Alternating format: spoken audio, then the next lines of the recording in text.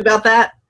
Yeah, last week we talked to you about Champion Academy. We showed you how to log in. We showed you how to get your course into your cart, check out, and make sure that you're reading your handbook and watching your training video.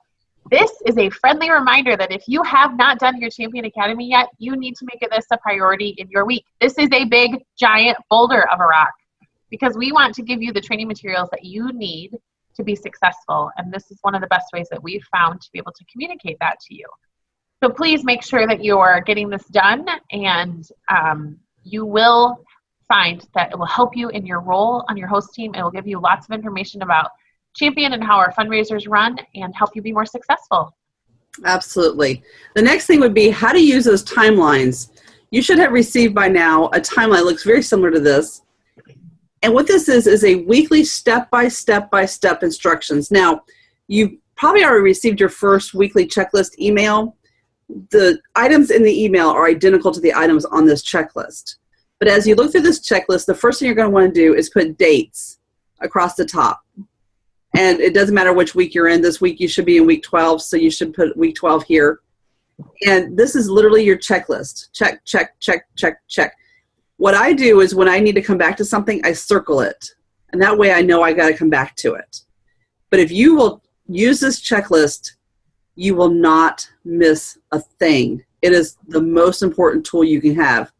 Now, we have lots of schools who will not only have individual ones for each of their team members, but they'll also hang one up on the wall of their office or whatever just to keep a visual on what's going on. So you're going to fill in the dates, check it off.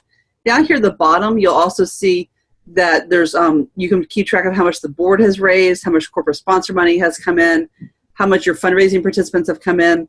This gives you a quick glance of where your fundraising campaign is. This is just the most amazing tool. You're all working towards right here your kickoff event, which is your party, where you're going to invite all your parents or your constituents to a big party. And then, of course, after that, you're working towards your day of event. Now, Sarah and I have a little thing called the silent phase. You see it says it right here on the top, silent phase. Everything that happens here is your silent phase. This is likened to the duck who's swimming, and underneath, they're just paddling away, but you can't see they're paddling. All you see is a smooth duck. We don't want to talk a lot about the event here. We want to keep it kind of shh. Put out the dates. Don't talk a lot about it. And there's actually a method to our madness. The reason we do that is we want to create curiosity. We wanted people to go, what are they working on? What is a serve? What is golf? What are they doing?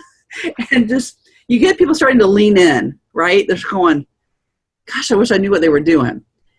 And they're more likely to come to the kickoff because they're now very, very curious as to what you're doing. So use the timeline. Make sure you keep silent phase. You're going to kind of be a little hush-hush during that time. And then from there, we're going to just rock this event like crazy. And then also make sure that you've signed up for the Facebook Mastermind if you haven't already done that. We're going to be posting a lot of webinars and trainings through there. Make sure while you're here together, this is where you're going to go ahead and set your date as to your next meeting. Hopefully you're meeting on the same time every month or every week, excuse me. And that way you're together and you're meeting and you're getting energy from that. Host team, please try your best. Please try your best to make these meetings. They shouldn't be very long. You have your agenda together, but there's something almost spiritual about coming together and being in the same room, the energy that it creates and the excitement and the momentum. You can't get that any other way. So number one predictor of clients who fail is they don't have regular host team meetings. So please have regular host team meetings and make this a priority. Any closing thoughts, Sarah? No, just keep working hard. Look ahead to see what's coming. Make sure you're doing your checklist items for this week. And we're ready to help you in any way that we can with any questions that you might have. All right. Thank you, guys. Talk to you next week.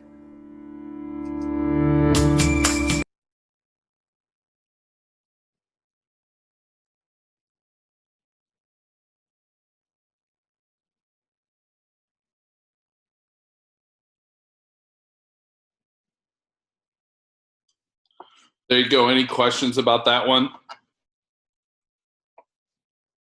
No, I don't think so. Brandon, you finished up the academy, right? Yes, I did. All right, because I haven't gotten that email this week, but as of the last email now, Chuck and Lucas are the two that have to do it. And I'm recording this meeting, so I don't have to do it again with them. With everyone that missed, I'm just going to send them an email with the link to this, and I will encourage them to finish that up. So, Yeah. All right, let's. I'll go find the second one.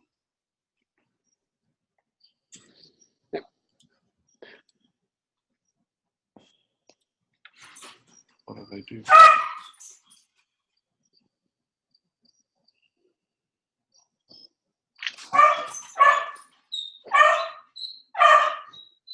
Those are just my dogs. Don't worry.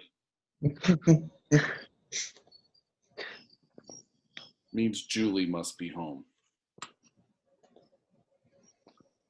That's just my guess. Stop the chair. There we go.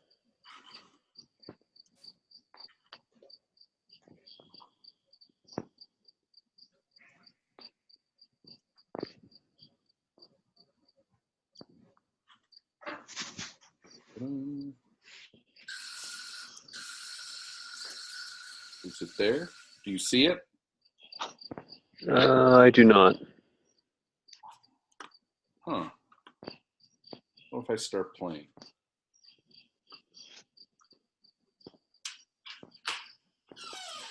No? What did I do?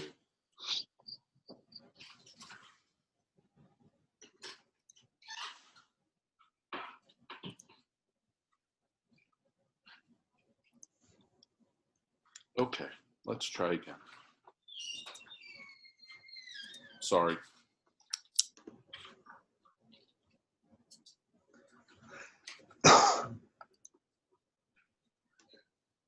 There it is. Here we go.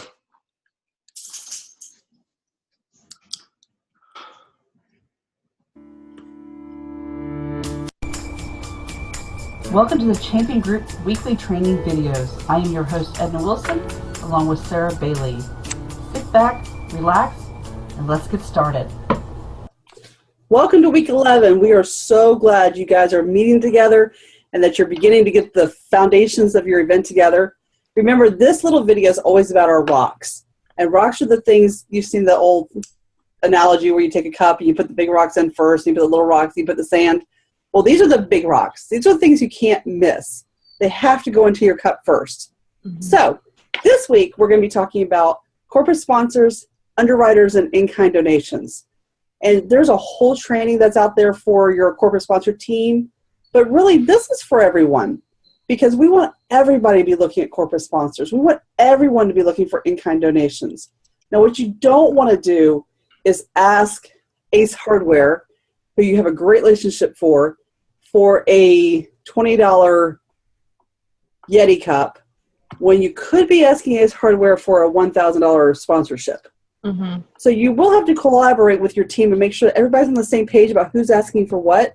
Yep. Because if you're in Ace Hardware and says, hey, would you donate a Yeti cup? And the manager goes, sure. And the next thing you know, you've lost $1,000. So make sure that you're talking about. So the difference is corporate sponsors are people who give true money for benefits back to them, whether it's for advertising, recognition, so on. Underwriters are people who take, it's a little bit like corporate sponsors, but they take a portion of your event and they underwrite it. So that could be, would you be our t-shirt sponsor? Mm-hmm. And they write a check for $500 to underwrite the cost of the t-shirt. Or would you be our kickoff sponsor and underwrite the cost of the kickoff? Then you have the in-kind donations, which is basically just flat items. There's no cash value to them. It's just items to your event. And all three are important. But you want to make sure you're talking with your whole team all the time about which ones are which and who are we as a team going after. So that is really the difference in how we're going to manipulate or navigate through all the different corporate sponsors. And that needs to already be started.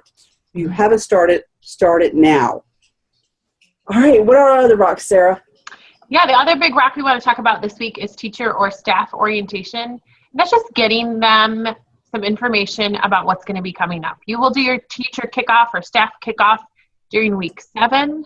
But at this point, we just want you to announce that it's coming, give them some basic information so that they can be ready. Not for them to share with everybody else, but just so that they can be ready and know what's coming ahead.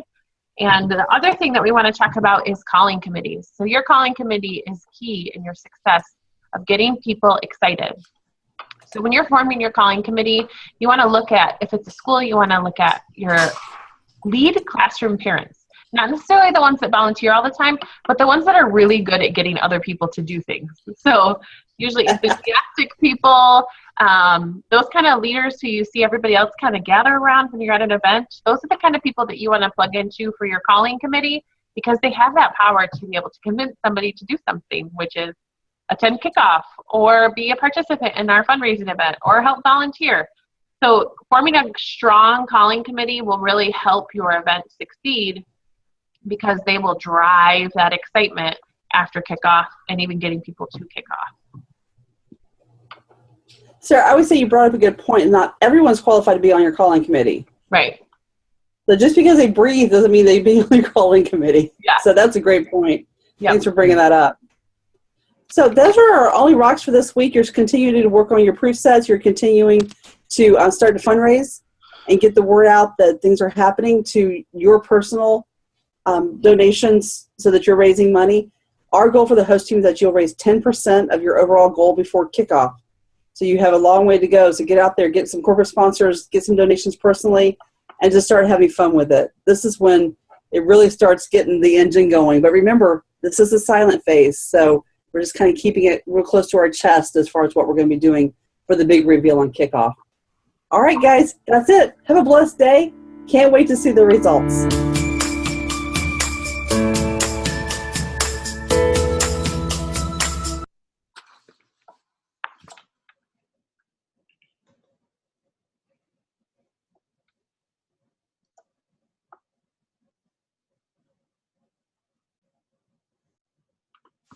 All right. Any questions on that one? Nope. I'm good. No. Brandon, here's my thoughts on calling committee. Mm-hmm. We need people to call youth pastors, right? Right. Well, let me go through our list. Let's find the list of youth people that we know who like us.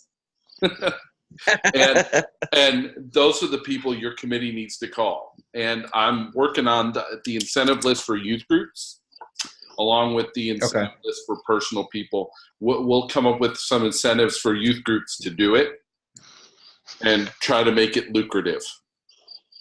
Right.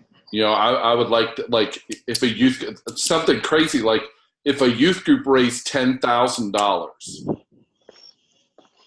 why wouldn't we give them 2,500 of it? Yeah. You know, because 7,500 from a youth group is ridiculous. Yeah. But, you know, and I don't know any youth group in the county that doesn't need $2,500. Exactly. But I don't want to give like 10% of whatever they earn. Right. Right. Yeah, it's got to be, you got to hit a tier to get a certain amount, and that's And we'll come up with other tiers where it's, you know, if you raise $2,000, we'll give you a pizza party or something, you know. Right. Yeah, and so you and I we'll communicate, but I think those are the people you need to have people call. And Terry Perry, somebody that needs to be on your calling committee, because she can do that for you. Right. And maybe that's where other board members can be involved too. Right. You know, Russ could do that too. Right. So, Andy, how things going for you? Anything? I mean, not much is happening in your world yet in this. No, everything's fine. You know, I'm mainly just trying to figure out. I'm trying to brainstorm about, you know, who I can contact. Yeah, me too. So that's kind of what I've been focusing on. I have a friend who is who's the cross country coach out at Laurel. Oh yeah. So, So I was going to approach him probably relatively soon just to see what, if there would be any interest, if he would need to go through their athletic director, what the process might be. Sure. So he is my idea for the week. Yeah, I'm trying to think of people I know that have, companies, stuff like that. One of my best friends owns like a florist. He's a florist, and he's like an online florist, and so maybe he'll drop a couple $1,000 for us to be a sponsor, and we'll put his logo on everything we have. Yeah. I don't know, but I'm trying to come up with some of those big asks here before I'm thinking of my own as a participant who I'm going to ask. Brandon, anything else for you? I don't believe so. I have either emailed or Facebook messaged a list of, some of the people we talked about plus some others. Yeah. As far as news and sure media outlets. Today was only the first business day they've had to get back to me, and I haven't heard anything yet. So I've got some phone numbers too that I'm going to try to call. Okay. If I don't hear anything in the next day or so. Okay. Because I know that's important to get that out there. To see what's, even if we can say like, what information do you need from us? Sure. Absolutely. Absolutely. All right. Anything else? No, I don't think so. Man, we nailed this. I think that's all I had. All right. Well, I will get this to the folks that didn't make it tonight, and we'll just plan on 8:15 again next Monday. Okay, sounds good. Thanks, guys. Thanks for your time. See you later. Bye. Bye-bye.